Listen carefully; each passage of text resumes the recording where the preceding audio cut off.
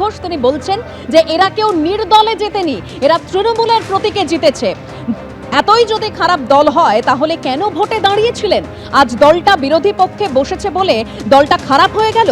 দলকে বলার আগে সরকার পক্ষকে বলতে গিয়ে ভালো সাজতে যাওয়া এটা ঠিক না। আর কি বললেন কুণাল ঘোষ, শুনুন।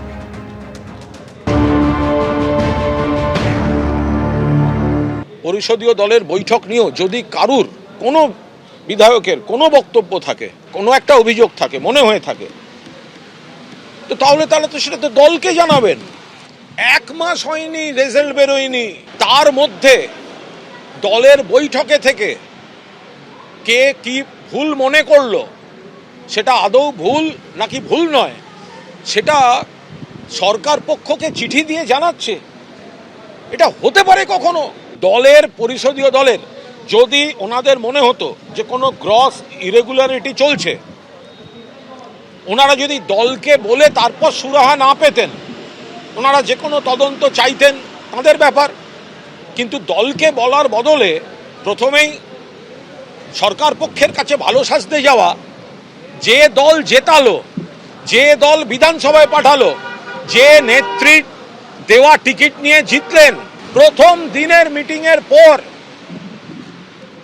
এত বড় বিশ্বাসঘাতকতা,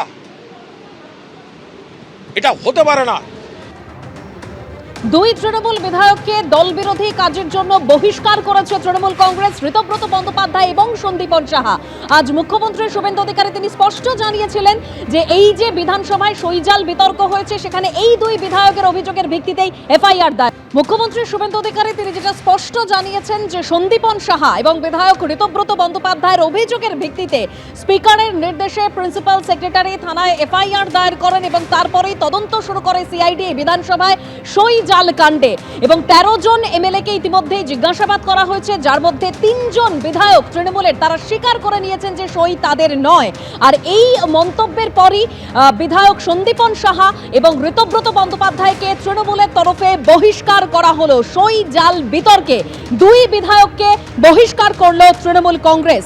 দল বিরোধী কাজের অভিযোগেই বহিষ্কৃত দুই তৃণমূল বিধায়ক।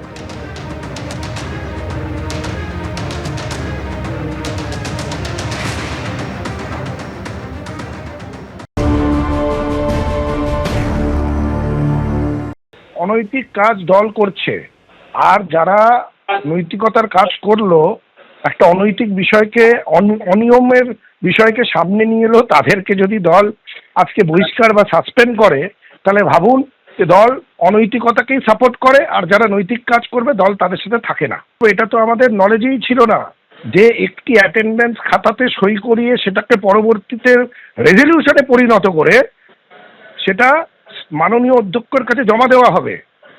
এটা সম্পূর্ণ আইন বহির্ভূত, বিধানসভার আইন বহির্ভূত, এবং এরকম বিরল ঘটনা বিধানসভায় ঘটেনি। আমরা বিধানসভার সদস্য হিসেবে কোথাও আমাদের মনে হয়েছে যে এই অনিয়মের অংশীদারি আমরা হতে চাই না, এবং হতে চাই না বলেই আমরা মাননীয় অধ্যক্ষের কাছে এই ব্যাপারটা তুলে ধরেছি। এটা জালিয়াতি, এটা নিয়ে কোনো দ্বিমত নেই। এবং দল কিভাবে চলেছে, আমরা দলের লাস্ট বেঞ্চার ছিলাম, আমরা জানিও না কিভাবে চলেছে। দল যাভাবে চলেছে তার রায় তো মানুষ দিয়েই দিয়েছে। দলের যারা সর্বোচ্চ নেতৃত্ব, তারা অনৈতিক বিষয়গুলোকে নিয়ে এগোবার চেষ্টা করছে। এর বিরুদ্ধে লড়াই আমরা করছি, লড়াই আমরা। এবিপি আনন্দ এগিয়ে থাকে, এগিয়ে রাখে।